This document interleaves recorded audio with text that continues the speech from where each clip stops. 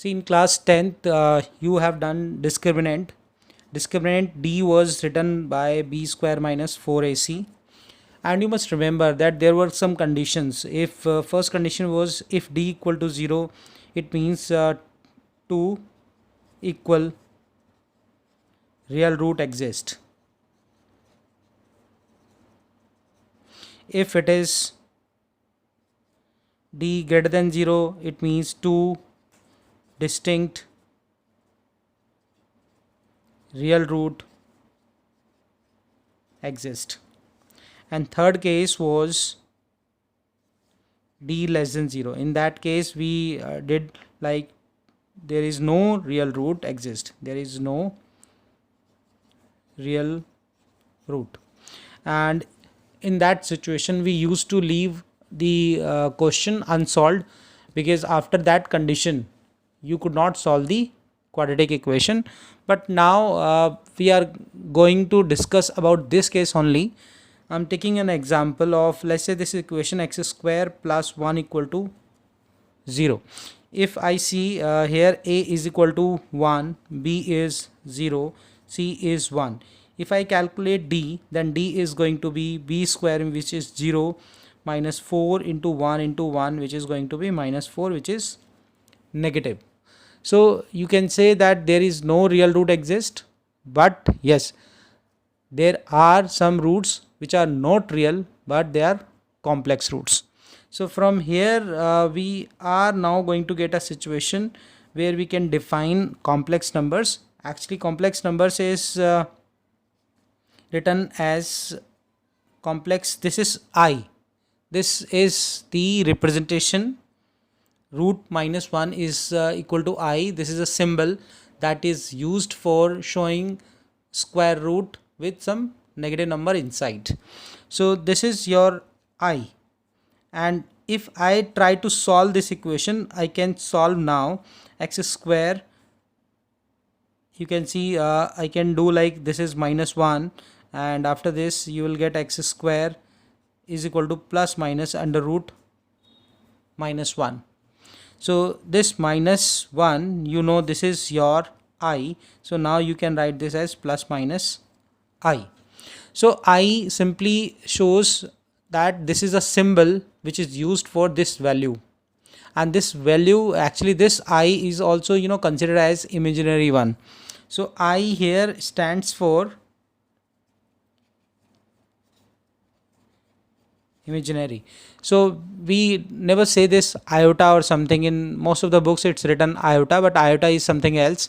And in mathematical, this symbol is known as I. I stands for imaginary.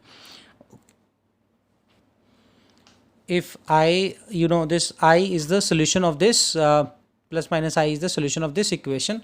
Now we are going to define a complex number. Now complex numbers are written normally as z, and they are of the form a plus ib, where a is defined as real part of z and b is defined as imaginary part of z. We simply say this im means imaginary, this re means real part of z. This is imaginary part of z. We can take some examples like for example 2 plus 3i is a complex number. Example can be 0 plus I is a complex number, and you can say 4 minus 2i is a complex numbers. So these are all the examples of a complex number. Now we'll learn about the algebra of complex numbers.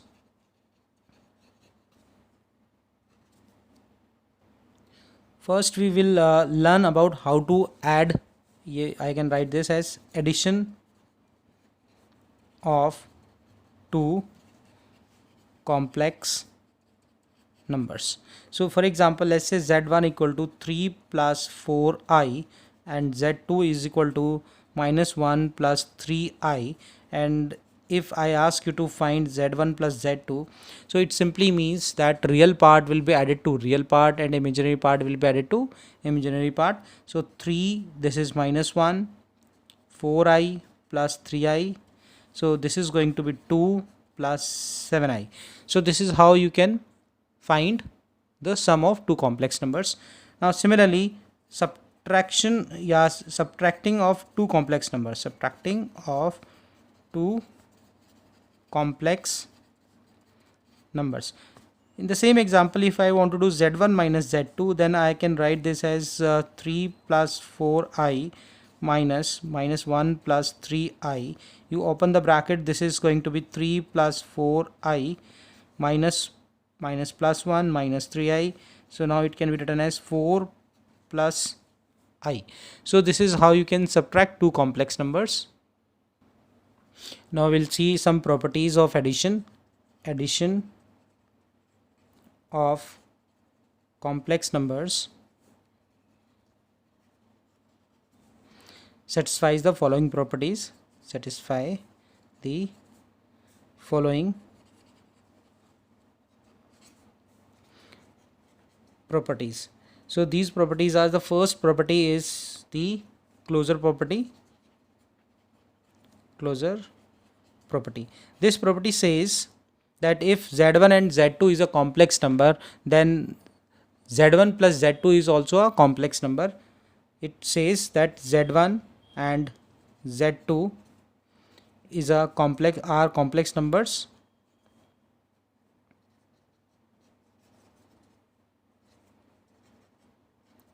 Then z1 plus z2 is also a complex number. So this is the first property that we know this property as closure property. There is another property, you say commutative property. Commutative property. So according to this property, if you find z1 and z2, the same answer you will obtain when you do z1 z2 plus z1. It means that in addition the order is not important. You do either z1 or z2, or you do z2 plus z1. This is the same thing. The third one is your associative property.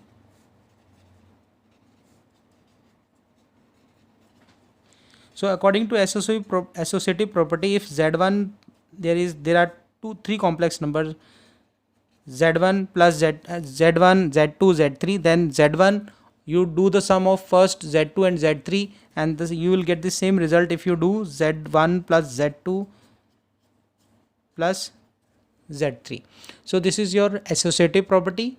Now fourth one is existence of inverse.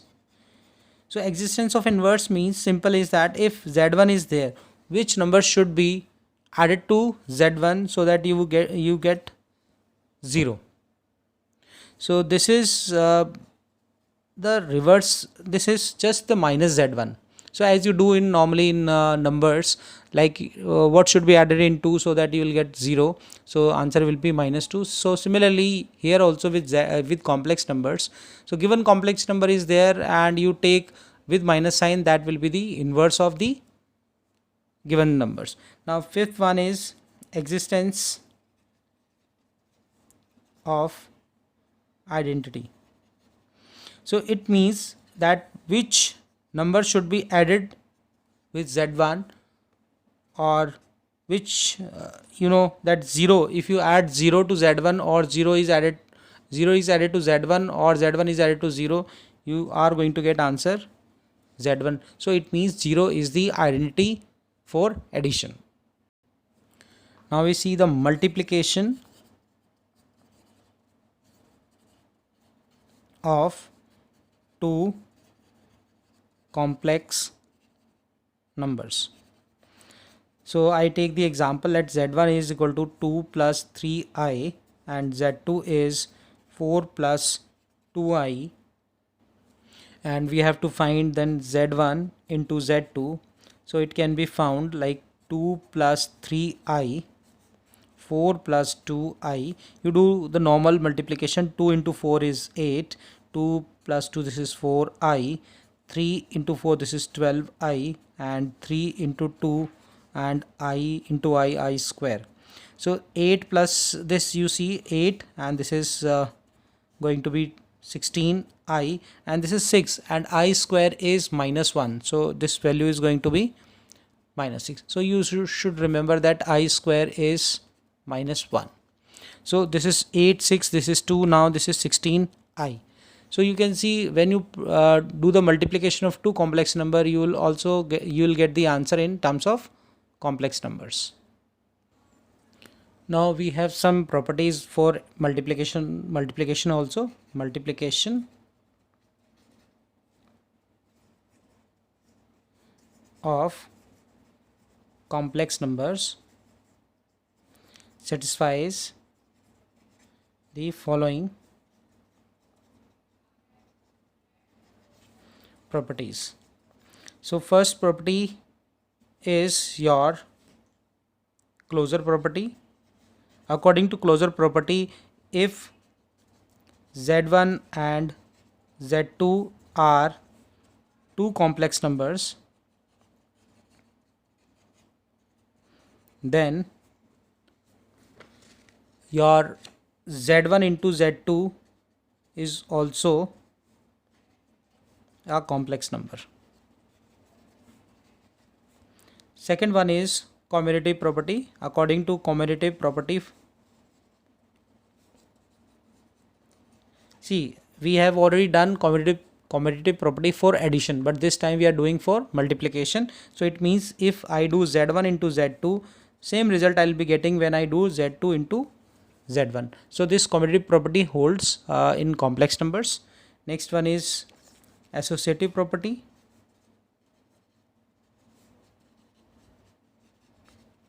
It says if z1 and z2 and z3, there are three complex numbers, so you either do z1 into z2 z3, or you do z1 z2 into 3, you are going to get the same result. Fourth one is the existence of inverse. So it simply means if there is a complex number, let's say z1, so which another complex number should be added to multiplied to z1, so that I get the answer as. So existence of inverse, before that we have to understand the existence of multiplicative inverse. This is simple. If z1 is a complex number, then by you must multiply some another complex number, so that you get the answer as 1. So your answer will be 1 upon z1. So for any complex number, you take the reciprocal of that complex number, so that reciprocal will be called the multiplicative inverse of the given number. So here 1 upon z1 is a multiplicative inverse of z1, and vice versa also. That 1 upon z1 is a complex number, then z1 is a multiplicative inverse. So now come to this existence of inverse. This existence of inverse, this existence of identity.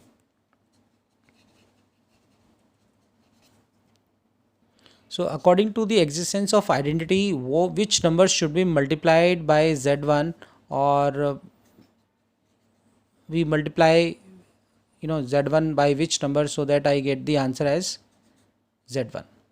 So you can think of that 1 is the identity for multiplication of complex numbers. You can say 1, or some of you might also say 1 plus 0i, because 1 plus 0i is a complex number. So all things will be dealt in terms of complex numbers. So this is how you see all the properties. One important property is left, that is the distributive property. So according to distributive property, there are two type of distributive property. First one is let's say z1, this is z2 plus z3. So according to this first property, this you mark this as first. So this is going to be z1 z2 plus z1 z3. Second one, this is called the distributive property of multiplication over addition. So next one is z1 z2 multiply by z3. So it will be z1 z3 plus z2 z3. So this is the distributive property of addition over multiplication. Now division of two complex numbers. So this is division is possible if z1 divided by z2. This is possible, and this will be equal to a complex number provided ki z2 is not equals to 0. If in case z2 is 0, then this complex number will be not defined. Now we'll see about some power of I. Now we do exercise 5.1. This is related to the power of I and related to the complex number general form, and general form is a plus ib. So in all these parts which you can see here, we have to convert them into a plus ib form. So you start with first, but before I start question number 1, I can just show you one thing, that if you know that I square is -1, and some of you have a doubt, then you know that root minus 1 is equal to I. So do the squaring both sides, then I square equal to -1. And if I do I4, if I do the squaring again, then this is going to be 1. So we can use these power notations directly. For example, here you see that 5 will be cancelled. So this is going to be -3 into I square. And 3 into I square value is -1. So this is going to be -3 into -1, and that is going to be 3. But you will say that how you will convert into a plus ib form. So you must remember that this can be written as 3 plus 0 into I. So a and b, you must understand this, a and b are real numbers, so they can be 0 also. So this is the a plus ib form. Now come to this. This is I9.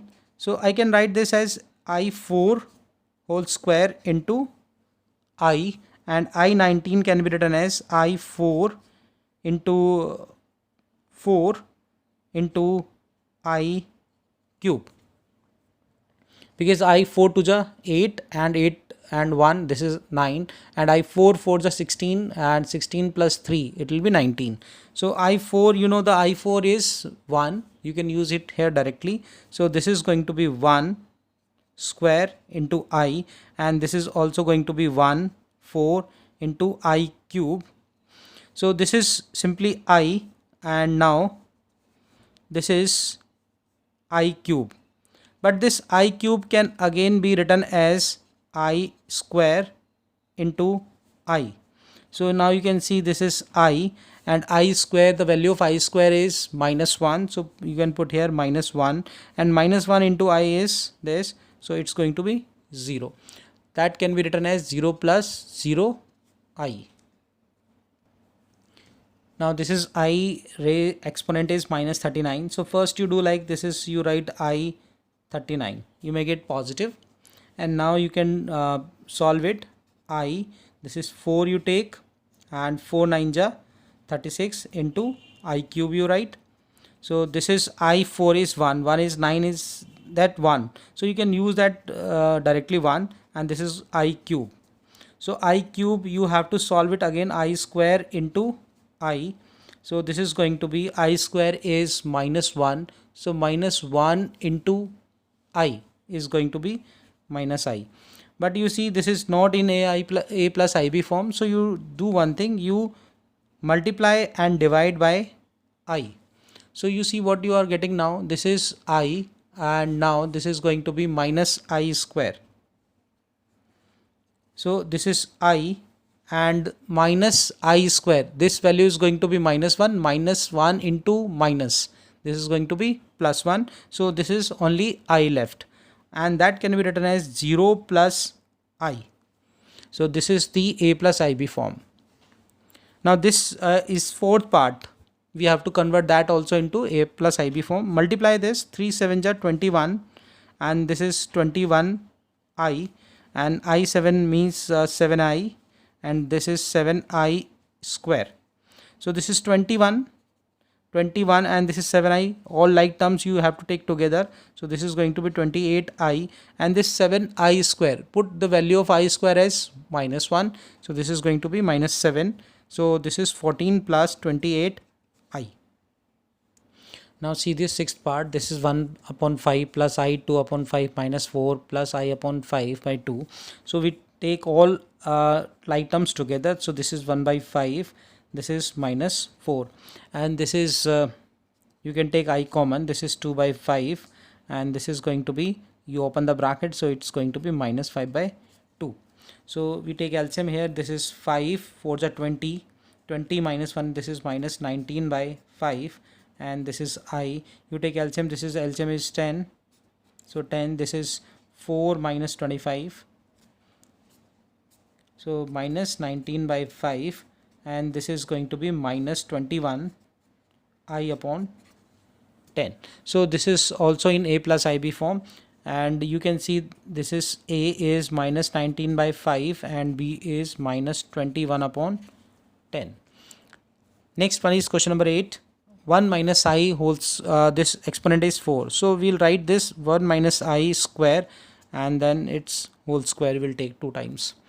So first we open the bracket inside. So according to the property of A minus B square. So A minus B square is A square, which is 1, plus I square minus 2 into 1 into I. This is square. So you simplify this. This is 1. I square is -1. This is going to be -2i, and this is whole square. So this got cancelled, minus minus cancelled. So this is -2i whole square, which can be written as 4i square.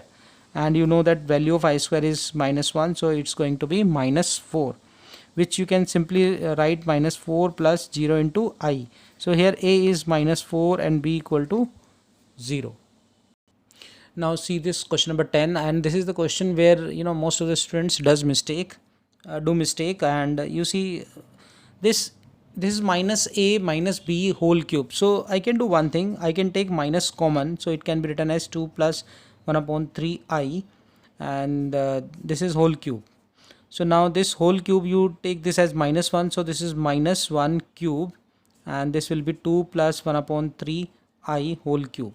So this -1 cube, or you can say simply minus cube, so it's going to be minus. Now we have to simplify this a plus ib. This is a plus ib whole cube.